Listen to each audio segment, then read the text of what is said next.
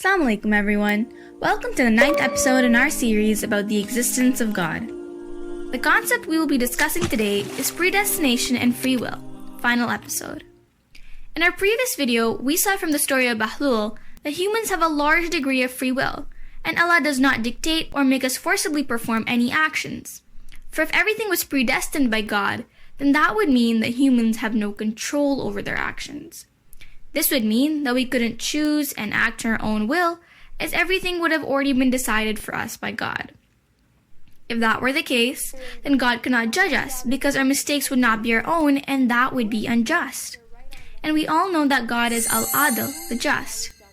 And if God cannot judge us, then no reward or punishment can be given to us. Also, no one will feel responsible for their actions. An oppressor, for example, would simply blame God for his wrongdoing.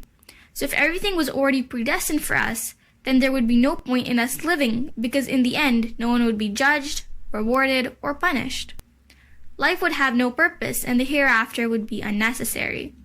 Not to mention that morality and right and wrong would not even be discussed, because why talk about what I did wrong when I didn't even do that action of my own free will?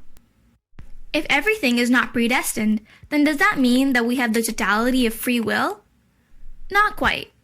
If we have the totality of free will, then everything we do is on our hands entirely, including the day we were born, the family we were born into, our genders, the day we die, etc. But these things are not fully in our control. I didn't choose my birthday, my gender, or my parents. As much as God doesn't fully predetermine our future, the free will that we possess has its limitations as well. So if we don't have the totality of free will or total predestination, then what do we have? In Islam, there is a middle ground. There is a balance between our free will and predestination. These two do not contradict each other.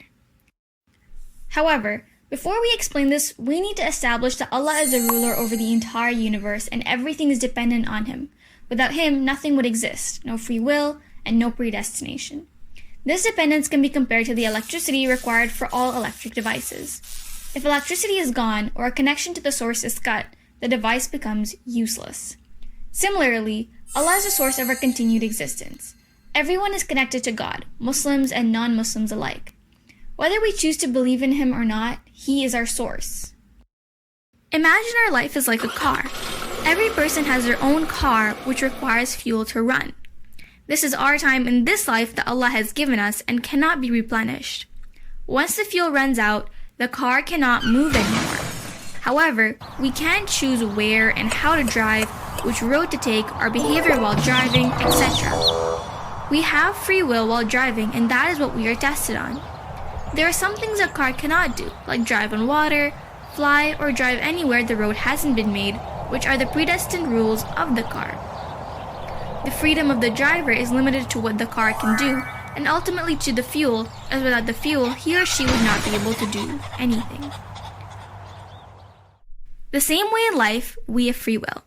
We can choose where and how to live, but some things are beyond our control, like where we were born, where we will die, what our genders are, and who our families are. We have the freedom to make decisions, but everything in the end is limited by our dependence on God. If we were no longer connected to Him, then we wouldn't be able to do anything because He is a ruler of everything and has only given us this free will out of His mercy. Thank you for watching! For more information, make sure to head over to our website at commonperplexities.com. Otherwise, see you in the next video!